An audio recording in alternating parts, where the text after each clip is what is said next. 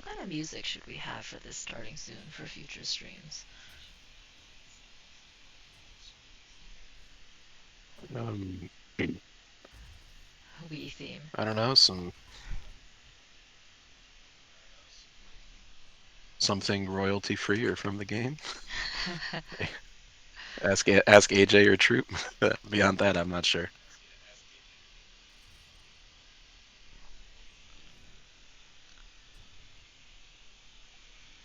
Hey bud, what you selling? Anything good? Yes. Shame I have no money.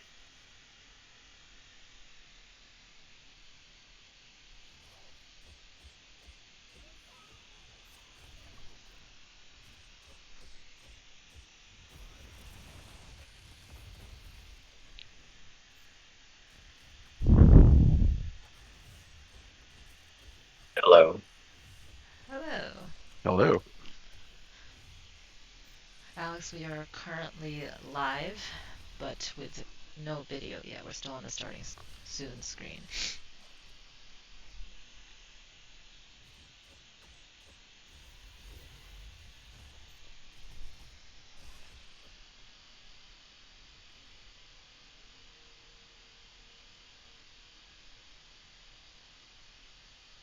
Michael, what was that spinning snails bug that Chris was talking about?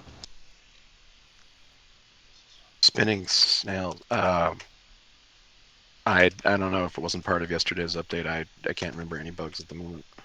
Okay. Chris would Chris would know. I just wanted to talk about spinning snails. All right.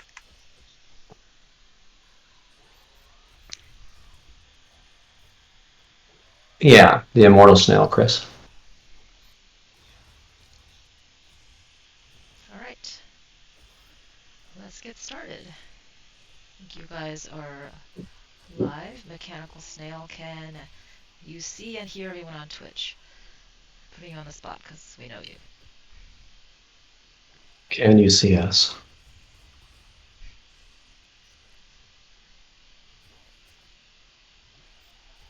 Okay.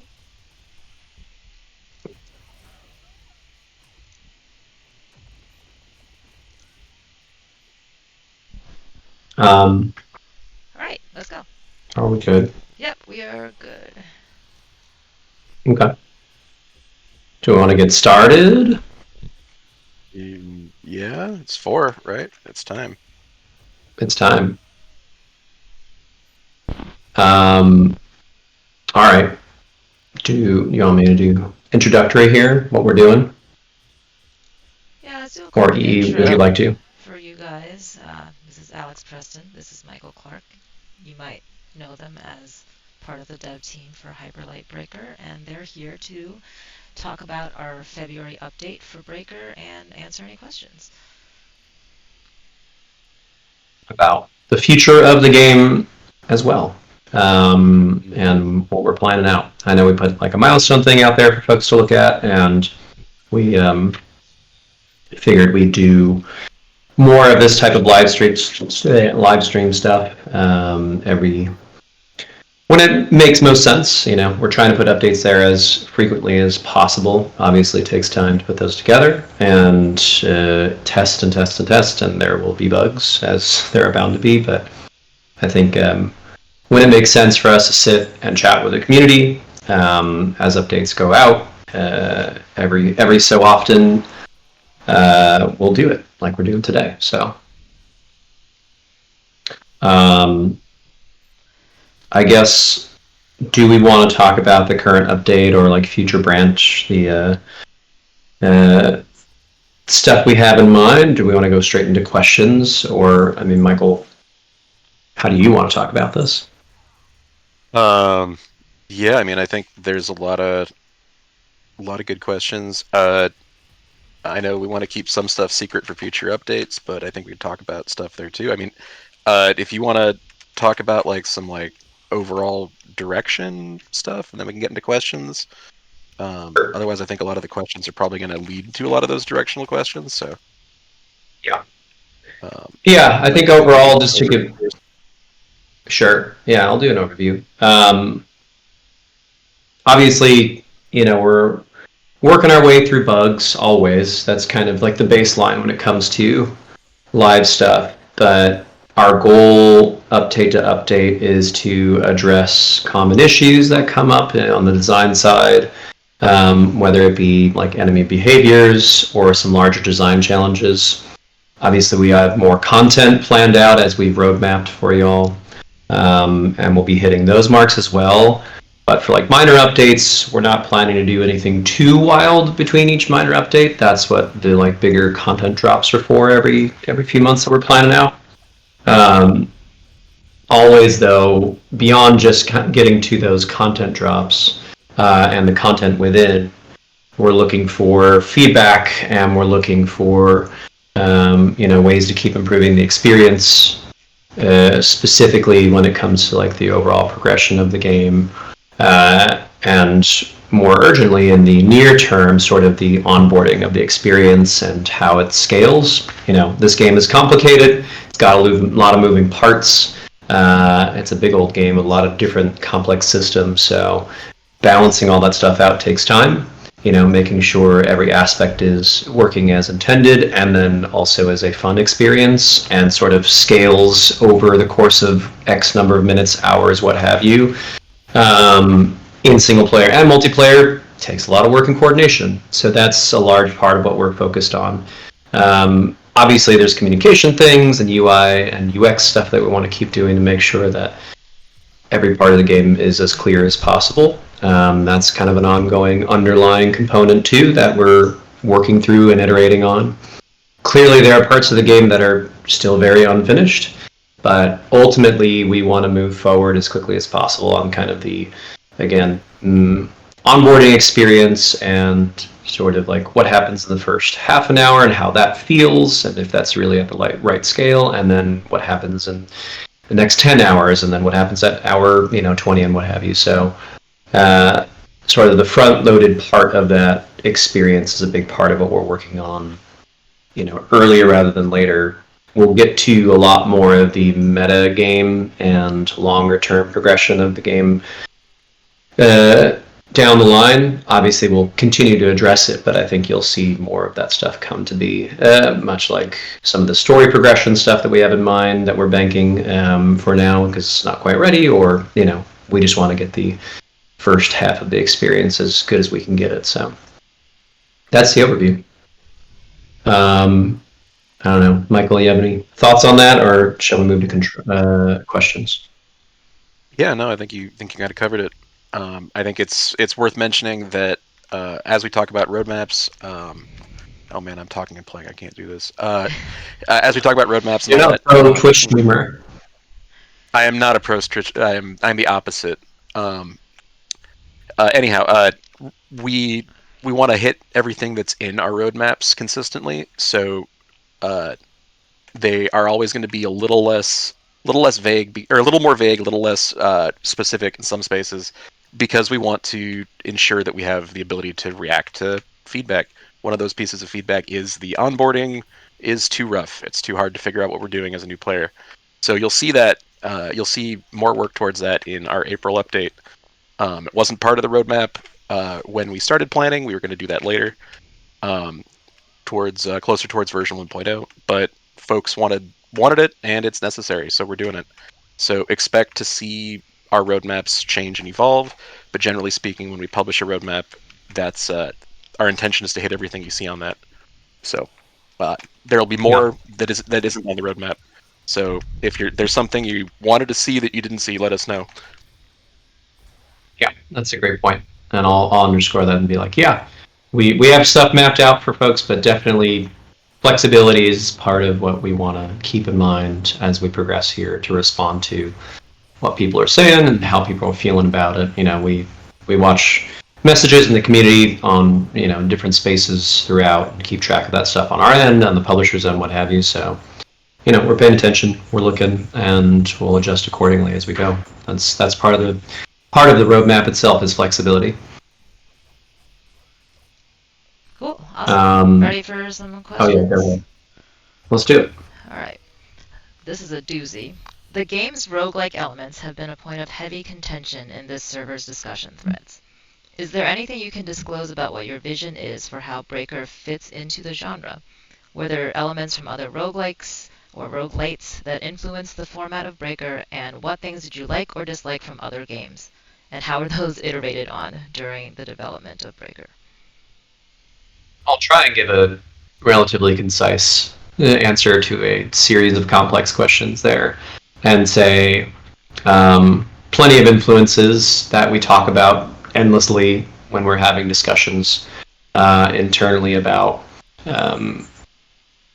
our systems. When you're making a run-based game like this, you have to pay attention to all different aspects of that flow and that pacing and the structure of your levels, and many different parts of the design influence like what you're going to do when it comes run to run, and how you're going to make that compelling.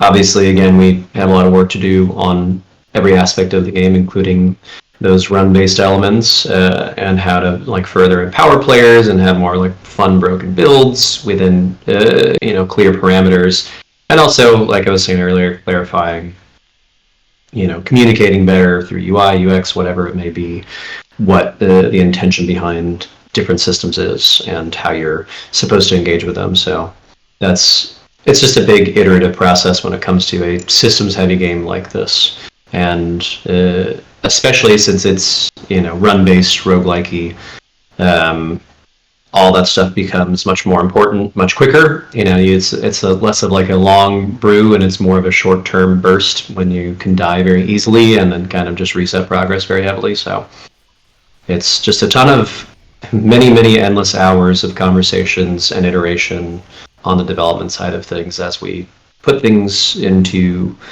documentation and then try stuff out, and maybe it was right, maybe it was wrong, maybe some version of that was right, and we take an aspect of it. So we definitely haven't got all the formula right yet when it comes to the run-based stuff. I think we have a lot of good stuff in there, and the bones are pretty healthy, but there are aspects of it that we're talking about all the time internally on how to make it better, how to improve it, whether it's 1 run or 20 runs. Hopefully that answered some part of the questions there. Yeah, thanks for that. Breakers, are they able to swap holobytes between each other? Very simple. Currently, currently in the game, or is that the intention longer term? Is the question. Currently. Sorry, Michael Clark, what were you saying? Yeah, I was going to say, currently you can equip things from one breaker to another in your loadout, right? Right. So, yeah. Yeah. Whether that... we have all sorts of things about, swapping gear between characters that we've talked about over time, and may try a few new things here and there. So, but yes, currently you can swap between. Yeah. Will I think we kind ever of be buried able in there to... is the question. Go ahead. Sorry. Oh, I was just going to say, kind of buried in there is the question of hey, holobytes don't work the way other gear does right now, in that when you're replacing them in a run, they go away. And I think there's a question of, is that something we're looking to keep, or do we want to change up how those work over time? Yeah, I think that's kind of tangential to it, I'm assuming, to the question of, hey, can you swap them, or should you be able to swap them? Yeah, as we keep, again, monitoring how people play and engage and what the feedback is, we'll keep adjusting those things on the system side of stuff, including, exactly how holobytes behave. So, Great. What's next, Amy? Will we ever be able to go from gliding to hoverboarding over water? Probably not. The movement modes are pretty generous right now. We want you to be grounded when you're starting off on the hoverboard for a few different reasons when it comes to the design overall. We need you to have some startup there. It needs some delay because the instant gratification of it makes certain scenarios a little tough. We're looking into a lot of different... We tried a lot of different things with the hoverboard and what we really want to do with it versus what feels good. And there's a fine line to ride pun intended there, when it comes to this feels really good versus, hey, this breaks the game. And, we want the traversal to feel really good and be as expressive as possible, but we also have limitations that we want to adhere to make sure that you can't just break certain parts of the game, and that includes like limitations to your traversal. So probably not, but All right. Just wanted to say to the devs that the Breakers hub area looks amazing. Will there be any more locations like it? Like a fixed area that you go back to, or a different hub or something.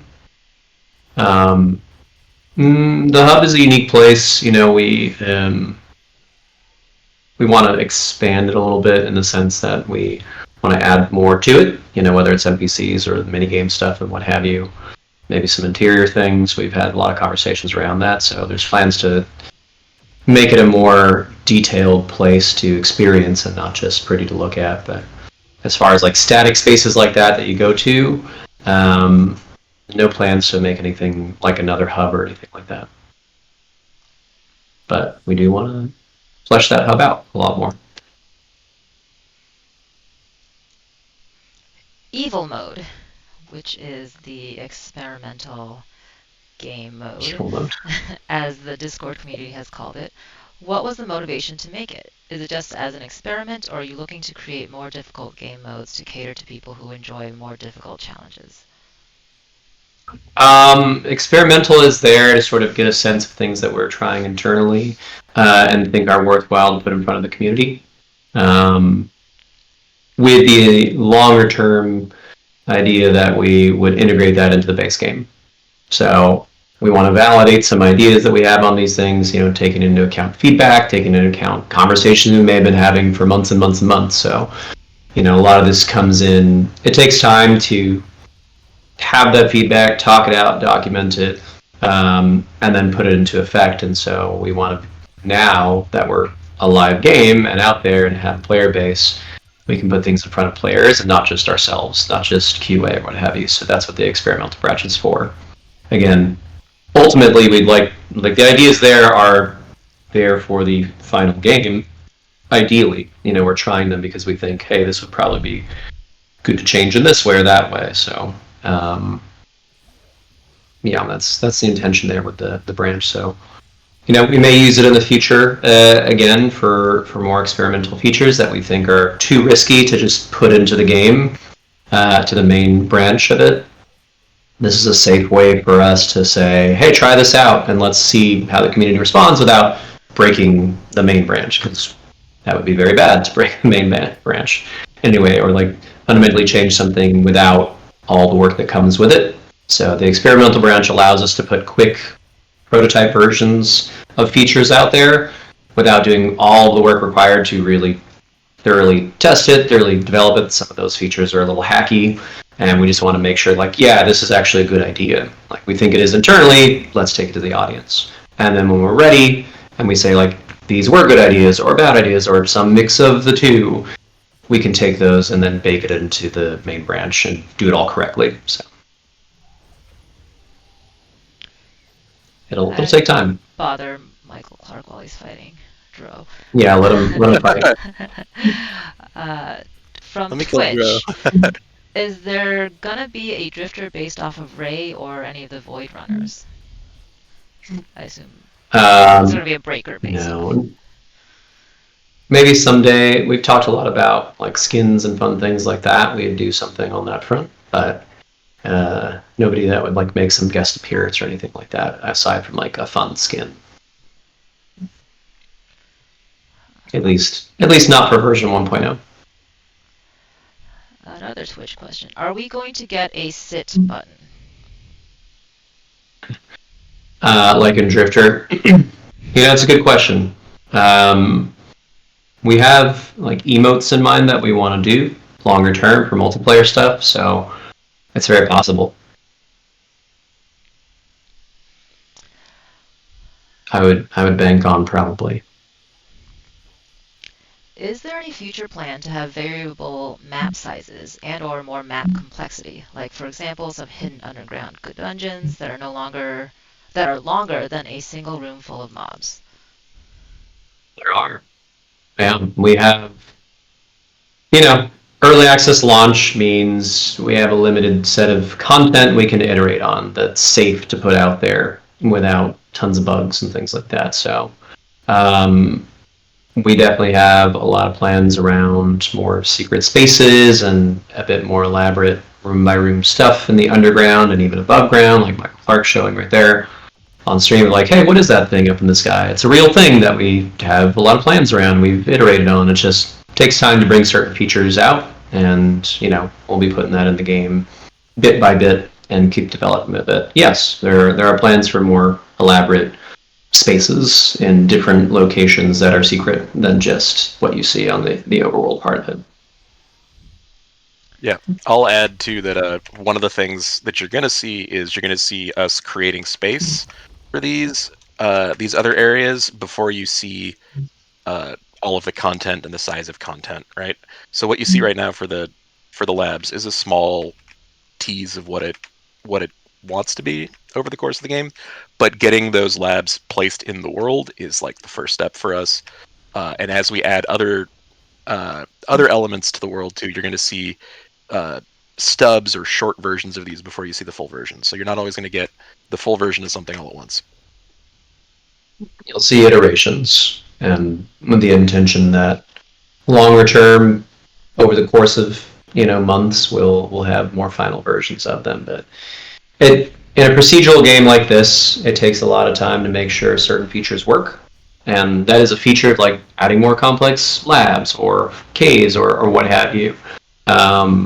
It just takes time to make sure every time the world is rolled anew, it's placing those things in the right spots and not overlapping or interfering with other aspects of the procedural generation. So that stuff is complicated. So just, we can't just like put it in there and it's done. It's like, no, we got to make sure it adheres to the very layered and complicated proc gen stuff that we've developed over the course of years. So we've got a process for it and it works pretty well, but it just takes a bit of time to iterate. And so it'll come in steps. Related question, when will we be able to go on the Sky Islets? Sooner than later. Mm-hmm. Are you looking up at the Sky Island, Michael? I'm envisioning the roadmap schedule that we have, and trying to remember where all these things are. Where we put it? Yeah. Not immediately, but probably not in the buried below update. Given that sounds like a different direction. Yeah. So in the next handful of months, we're planning to do a lot on those fronts to again expand that world and hit those areas that you're seeing / some that are secret you're not seeing really. Also from Twitch, any potential for some kind of hoverboard related mini games in the far future? Yeah, we definitely want to do more fun hoverboard stuff. We'll see what kind of time we have, depending on where that ends up. But I'm sure folks have their own ideas about what they want to be doing with hoverboards and half pipes and all that cool stuff. So definitely imagine we've had a lot of those conversations because we have. So we at least want to do a few more tricks and fun things like that. But getting into like power slide and boosts and cool stuff, like there are plans for it. We'll see how robust we can get with it and how in depth, but definitely want to do more with the hoverboard and its functionality than we have right now before version 1.0 is out.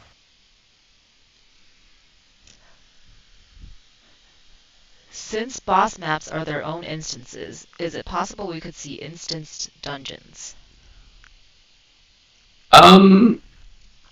I mean, that's kind of what we're doing, like the labs and some of these other spaces. Of like, they're not instance dungeons, but they are, a setup of rooms.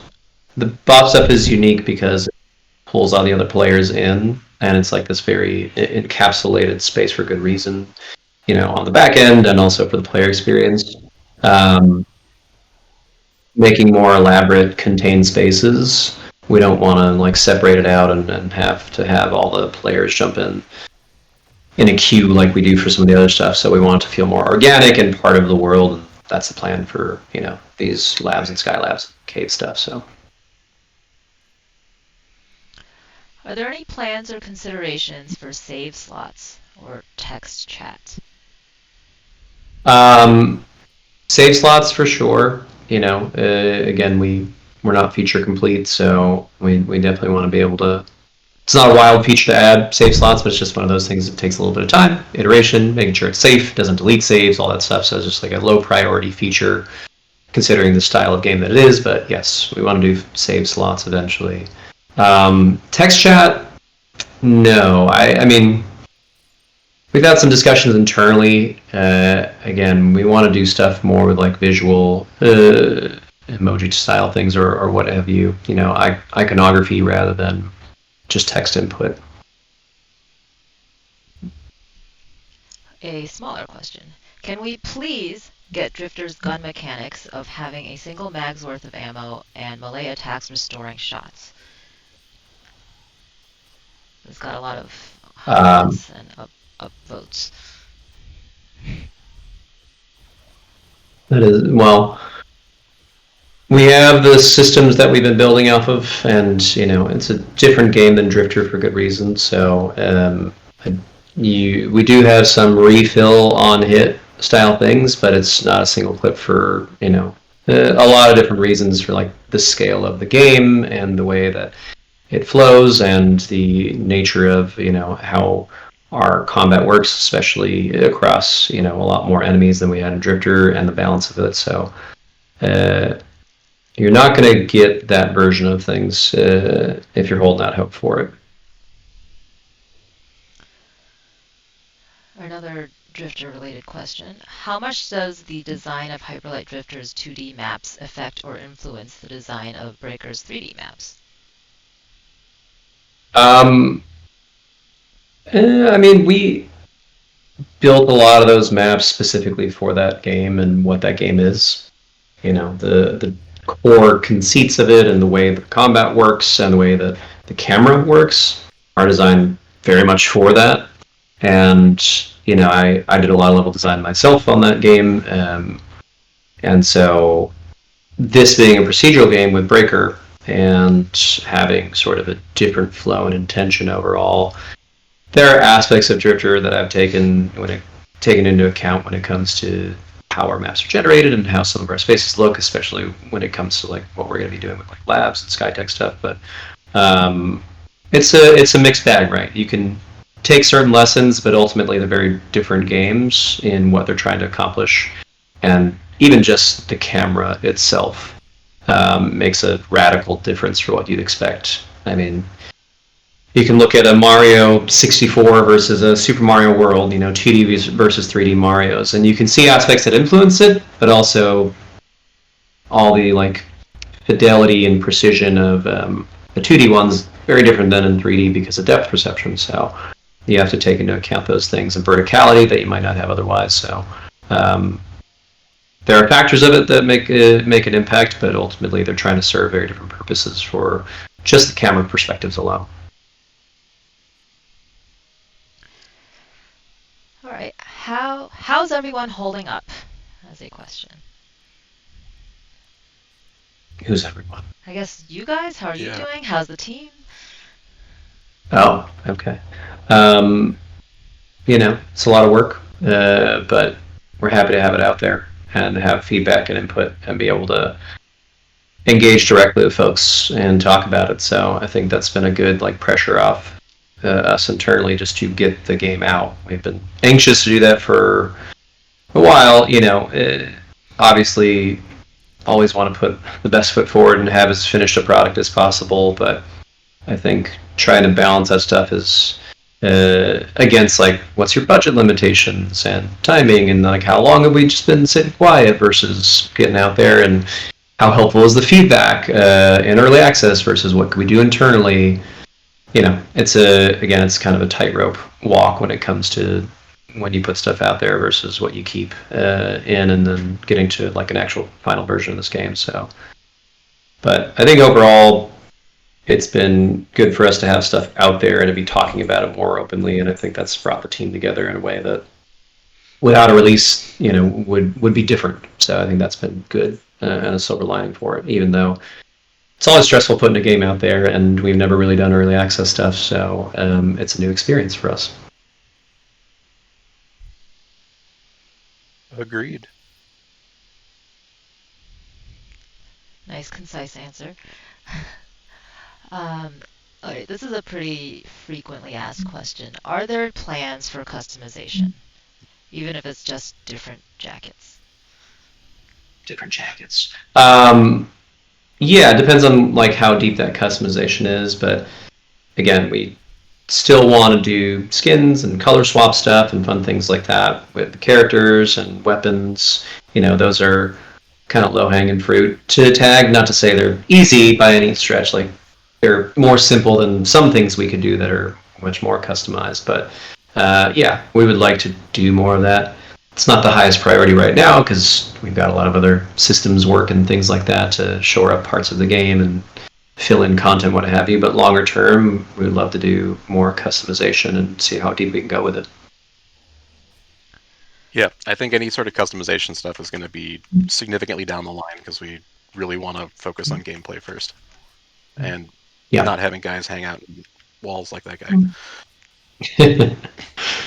It's a big, complicated game, and we're still a relatively small team, all told. Yeah. The proc gen, part of why this game is sort of even like possible for us is because it's procedurally generated. So, if we were trying to make all this stuff custom or what have you, I think it would be a pretty wild endeavor. But, math helps. But still, very big game for us, just content-wise and systems-wise. So we're a very small team considering the scale of it, and it takes us a bit of time to do certain things. So, it'd always be nice to have more people to work on different aspects of the game in parallel, but we got to prioritize accordingly with the scale of our team and the scope of the project. Agreed. You agree on that, Michael Clark, producer? I agree. About scope and scale and measuring it correctly? A little bit. Less than I think one would expect, but yes, I do care. Michael, what is your third favorite dinosaur? Let's see here. It goes Tyrannosaurus, or no, sorry, it goes Triceratops, Tyrannosaurus, Stegosaurus. Stegosaurus would be number 3. Cool. That has existed pre-Jurassic Park, and that will exist that way until they get up to Jurassic Park 12, probably. Are they up there yet? I mean, I don't know. I think they're still under 10. There were 3 Jurassic Parks and then like 3 or 4 Jurassic Worlds, right? Yeah. Because there's that new one coming out. I haven't watched any of the World stuff because it all looks really bad. So I saw the first one, and I have not been interested in the others. First one's amazing. It's a classic movie. The sequels? No, I meant the first. I meant the first Jurassic World. Oh, Jurassic World. I mean, yeah. The first Jurassic Park is legitimately good cinema. Afterwards, yes. Less so. It's all downhill. Yeah. It's all downhill from the first Jurassic Park. Jurassic World is fun, but not particularly good. So. It is entirely Chris Pratt training raptors to fight for him, and that's the entire film. Fun idea. How strong of a premise that is how strong the film is. Yeah. It's a fun little, should have been a short, but whatever. Yeah. All right, a few questions about movement. Do you guys plan on expanding movement tech further? Are there plans to improve the vertical movement? I mean, we talked about the hoverboard and wanting to do more with that longer term. But as far as like outside of the hoverboard, we want to keep it pretty simple. We got wall dashes for verticality, so we're not looking to do like wall climbing or anything like that with it. Yeah, one of the things that happens is the more vertical movement we add, the more our combat has to either respect that or just be defeated and broken by that. So adding those sorts of fundamental locomotion changes can have big impacts beyond just locomotion. It's not a DMC, character action type of juggle game where you have a ton of aerial combos or whatever else. Where the intention is to keep it relatively grounded.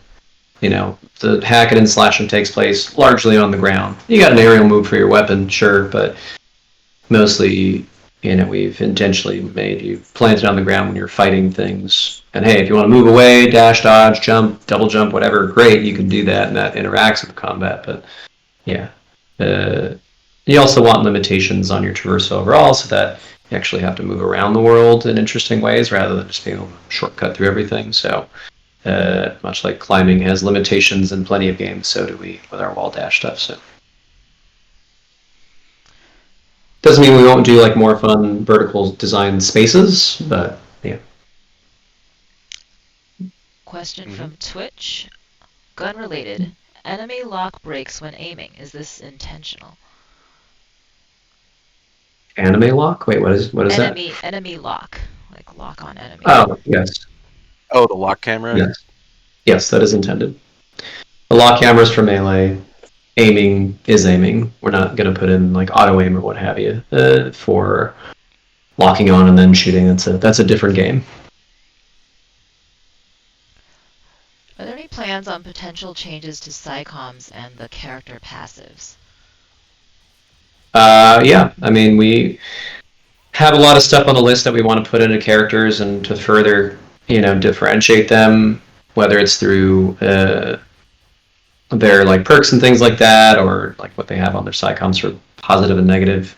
And we're going to keep experimenting with those things and pushing on them. So definitely going to be doing more on a per character basis across the board.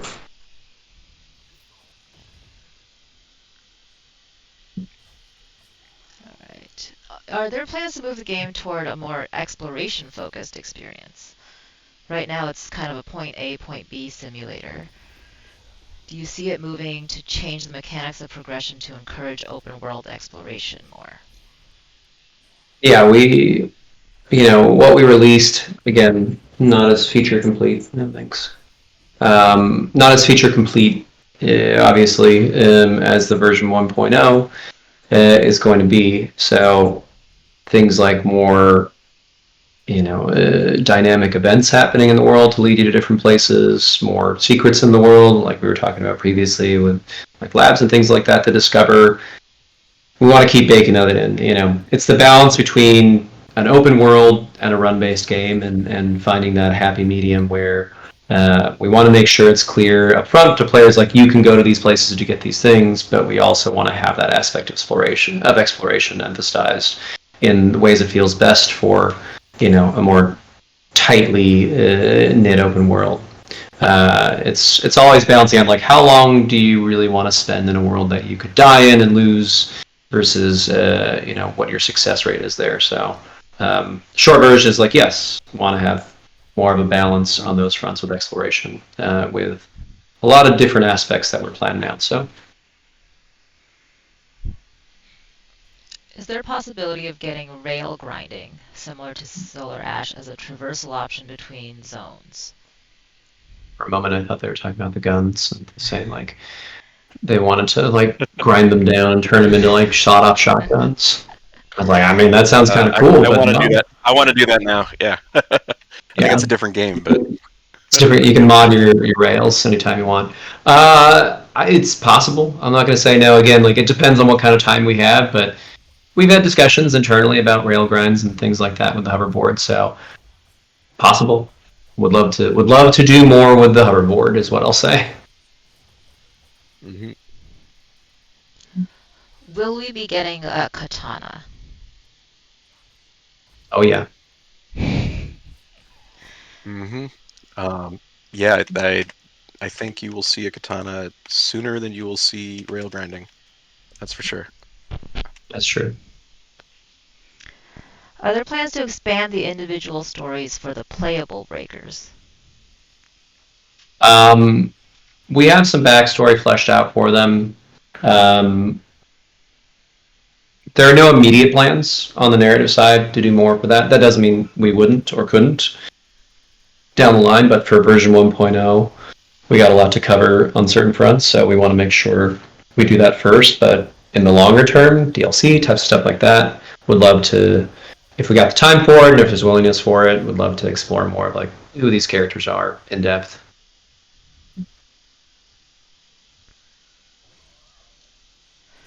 What about being able to shoot while jumping mid-air? Probably not. All right, many questions about Harvard boards. All right, are there plans to add any form of world events, like randomly spawning unique world bosses that can only spawn at a certain point of interest? Or maybe some kind of horde event? Yeah, we got a lot of plans around dynamic events spawning into the world while you're in runs. Again, what we shipped out pretty basic on certain fronts, including what spawns in the world and the level of dynamism there. But part of what we set up for this world and what we want to do longer term is to make this feel a lot more alive and progress in interesting and unexpected ways throughout the course of your runs on any given world. So definitely yes. Any plans on alternate objectives in runs besides killing the crowns, like side quests to get special items or NPCs? Yeah, we've talked a lot internally and have plans for like more of sort of like a semi quest system, so to speak, where it's not going to be super crazy in depth, like do some 15-step quests, but being able to do particular secondary objectives in a way that makes sense for this style of game is very much on the table and part of what we want to be doing longer term. So Can you confirm if there's going to be a soccer minigame, and what will it be like?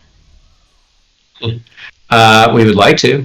I can't say definitively like when that's going to come out or yes right now or anything like that. But there is a soccer field in the hub for good reason. So, um, Mm-hmm. I think if we're going to do that, we'd want to make sure it's multiplayer because why wouldn't we do that? That'd be silly not to have it be multiplayer. So that would be the kind of big change there from what we did in Drift originally with that fun mini game, where it's just versus the AI.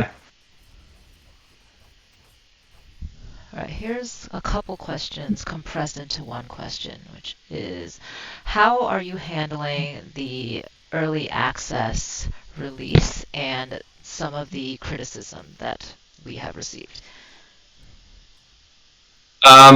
I mean, you just got to handle it in stride. The game is unfinished, so I think there's expectation that you'll have particular negative views on things because there will be an amount of people who are accepting of like it's an early access game, therefore it's not finished, therefore hey these things are just not there yet, versus others who are less forgiving on those points. So you just take it in stride and say like yeah maybe we already expected that part or knew that part or maybe there's a new piece of feedback there that we didn't think of before, and ultimately the best thing you can do is integrate that feedback into stronger updates in the future and just keep building off of momentum. So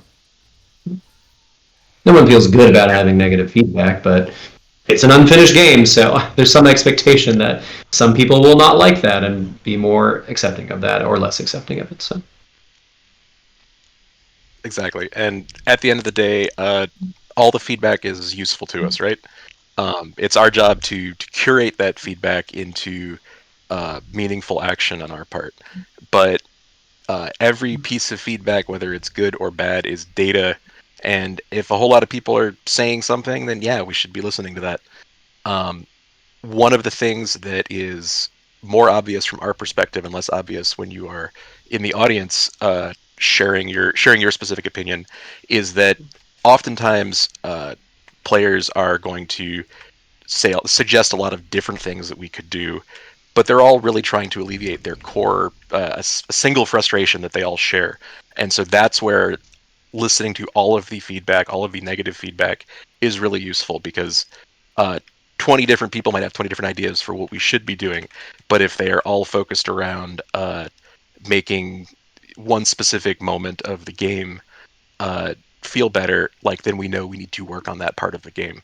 So that's really how we look at it. Is this is all useful to us? Some of it sucks to hear. Like nobody wants to hear negative things, but we have a really awesome audience that is usually like statistically much kinder and much more thoughtful than I think the average gamer audience that I've seen on other titles I've worked on and other audiences that I've like participated in for other games that I play.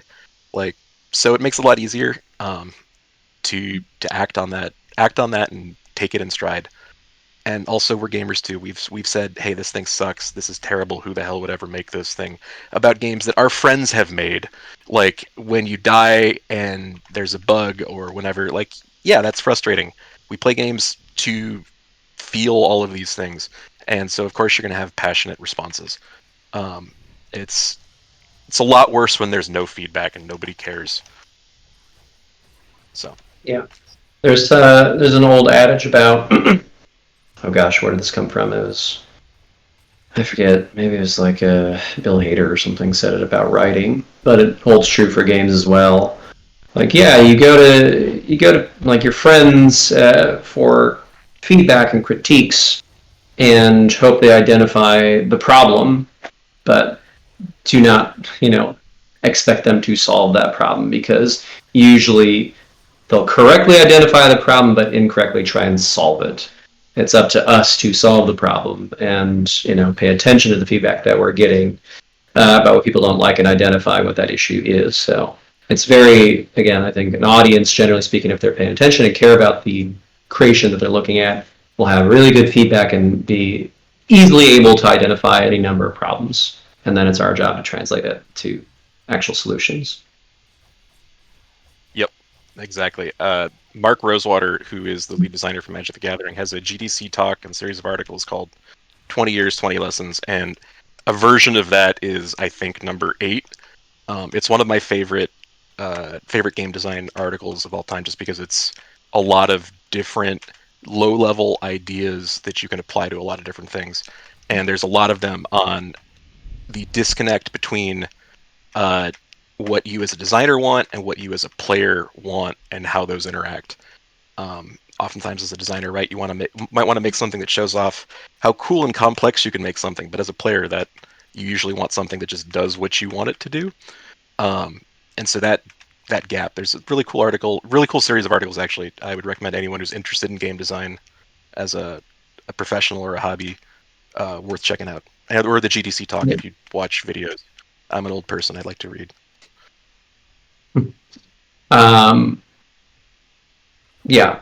I guess the last point I'll make on it too is just beyond like, hey, read some resources if you're interested in design theory and all that stuff, especially from people who have designed incredible games like Magic the Gathering. But I think any live game worth its salt that is paying attention, that's not finished and paying attention to its community, is taking feedback into account, and doesn't mean that there aren't ever like good possible solutions that people are coming up with, because there's a lot of smart people that participate in this stuff. It's just that overall, we know the general intention and what we're trying to do here, and it's always a balancing act between like what are people responding to and how do they like this or hate this or what have you, and then how does that gel with the very complicated structure we've created for this type of game. So because it's got a lot of different considerations under the hood that we don't expose to players for different reasons, because they just need to have a fun experience.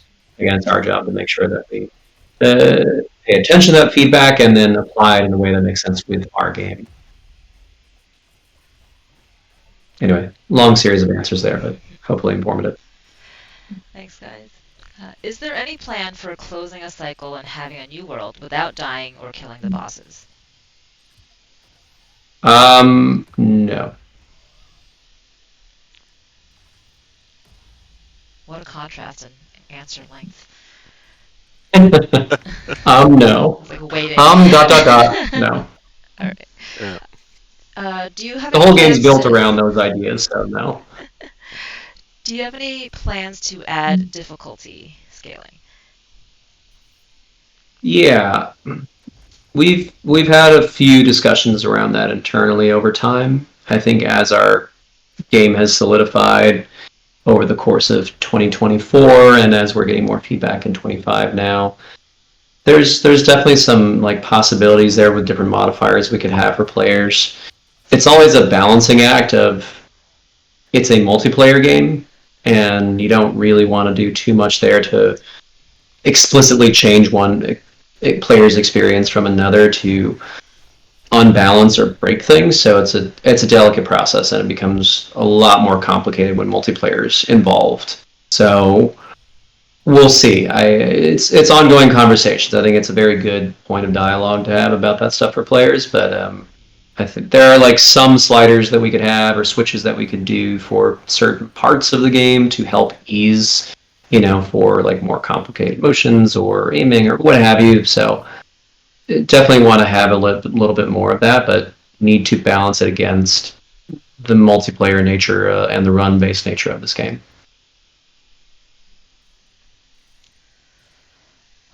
Any plans to make the vegetation reactive to player movement?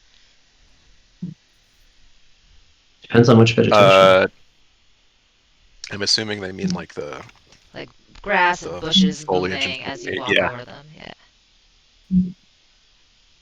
That's I'm sure Tech Art has some things, and Justin have some things that they'd love to do with that. Not in the immediate future. I don't think we want to do things that could potentially injure performance more. So as a procedural world that is assembled, there are a lot of performance optimizations that are not available to us, like that would be available in a corridor shooter or whatever. Right, like in a corridor shooter where you're walking down a hallway, you don't have to have all the rooms off that hallway model. But the way our stuff works, we're piecing a lot of things together, and you can't have those sorts of optimizations. So I wouldn't expect a lot of radically new aesthetic changes like that anytime soon. But that would be cool. Right. Plus, again, keep in mind it's multiplayer, and so anything that we do on the performance side has to gel with, latency issues and other, like everything adds milliseconds to the queue of like rendering and compute. So, in order to keep things performant across a multitude of systems, you got to keep certain conceits in mind and compromises in mind with that. So would love to do as much like detailed work on the more tech art side of things and what have you, but it will largely depend on how that plays out on different systems and levels of performance across multiplayer. In light of all Plus, the we're a feedback, limited team. Oh yeah, go ahead. in light of all the feedback following the latest update, are you still married to the idea of hoverboarding staying divorced from combat? Yes.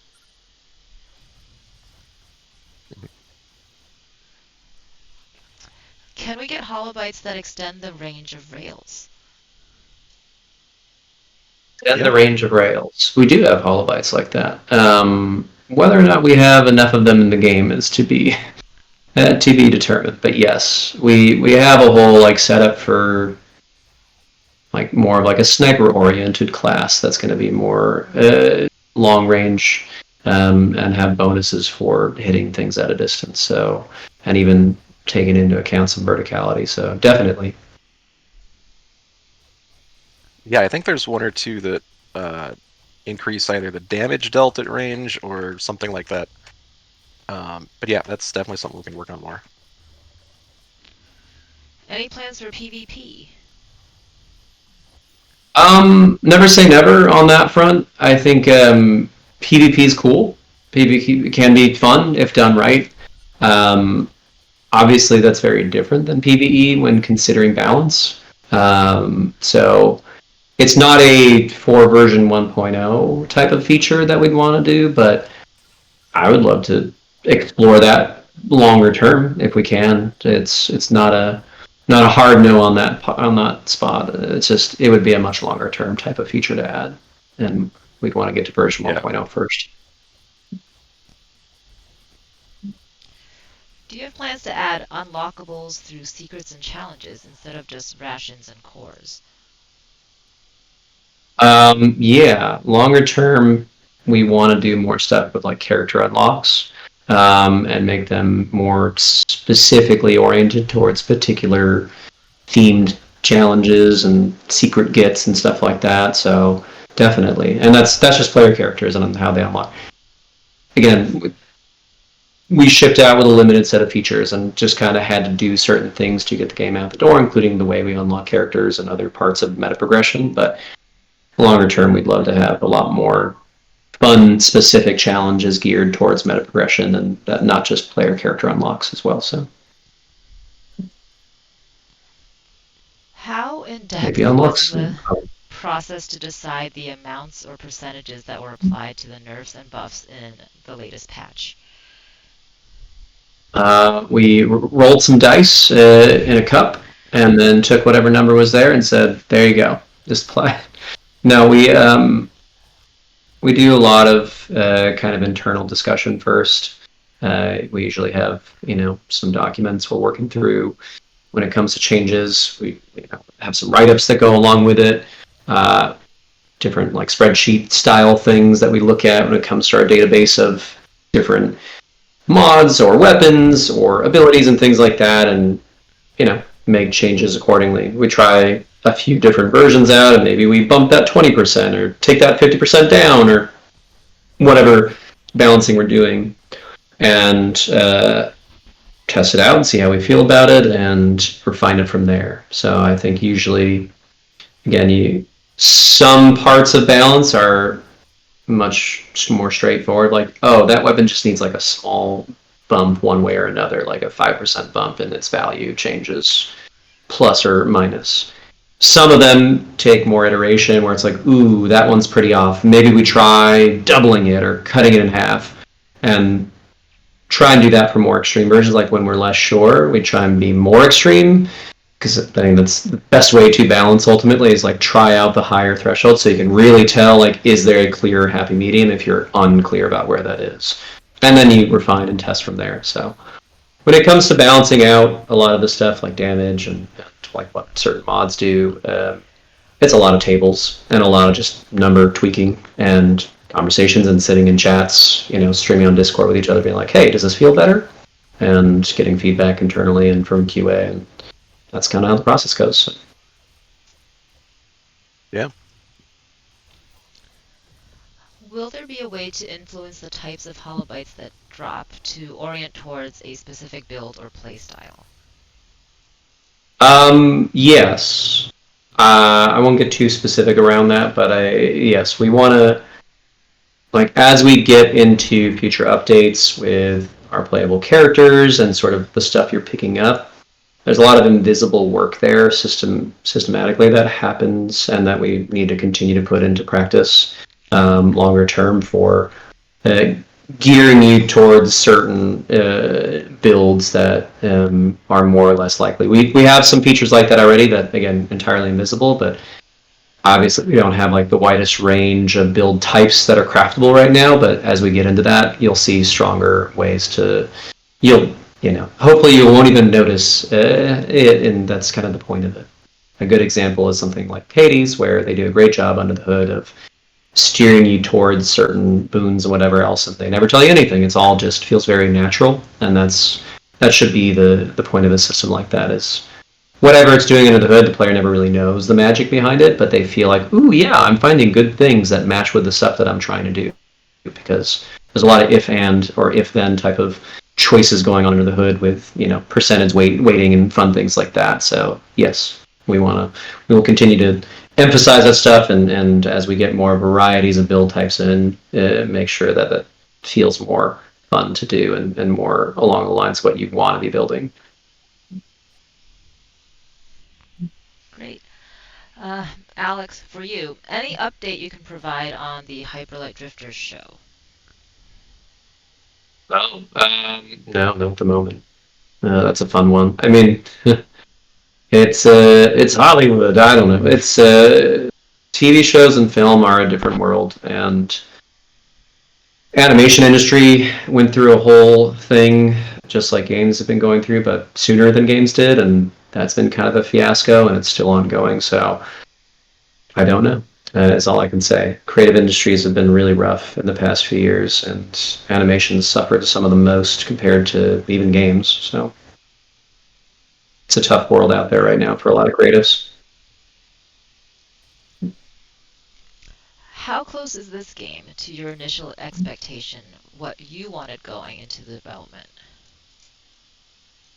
As far as like the version that's out there now, Yeah. I mean, we'd definitely like to have just had a done version of it, right, to put in front of people, and then not have this journey in some ways, because yeah, it's a bunch of different feelings that come with it, putting something out there that's unfinished. So the ideal version would be like, it's finished. But barring the magical it's finished version 1.0 that just comes out and is magically great, um, there's a lot missing from here, obviously feature wise, but I think the bones are about what we wanted to get there with different parts of the game, especially our proc gen and some of the ways that our characters move in the combat. So there's a lot of good stuff here to build off of, and that I think we overall feel very good about. Even if there's a lot of missing stuff and unfinished things, I think that stuff kind of shines through. Cool. All right, I think we have time for maybe like one more question, maybe two if everyone's brief. Let's see. Can we expect updates after 1.0 launch? Would love to support the game as long as the audience wants to keep playing it. As long as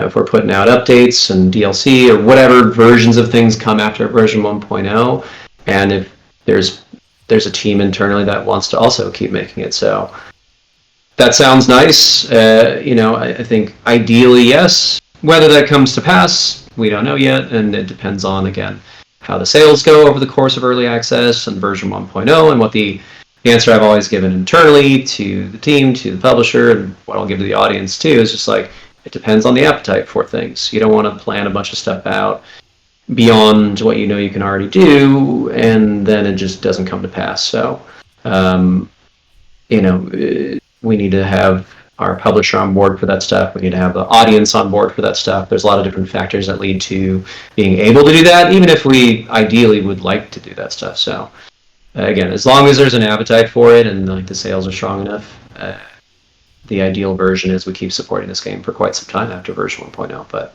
it all really depends. Great. I think I'll just pick this last question and then we can close out. Are there plans for a training zone with different blades, rails, and holobytes available for experimentation?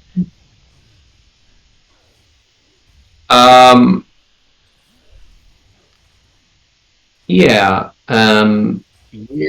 Yes-ish. And Tough one to answer. yeah, yes. I'd love to get more specific information on what y'all are looking for in that. But part of our tutorial work is going to involve adding some places and some systems where you can experiment more. Great. Okay, well, with that, thanks guys for your time, for jumping on with our community. There are a lot of other questions that we didn't quite get to, but feel free to drop them in our Heart Machine Q&A channel. I'll try to get them answered later. Yeah, thanks for asking questions and for joining us, y'all. Yeah, thank you, everyone. And we'll try and do this again, like I was saying earlier, like we were saying earlier in the chat. Every so often. It's not going to be like a weekly thing or anything like that, but every month or so ish, maybe, depending on the update and what else is going on, and if there's new things to talk about and a bunch of questions going on in the community. We want to have some regularity with this. So. Great. I am closing the screen. Good night, everybody. All right. Thanks, y'all.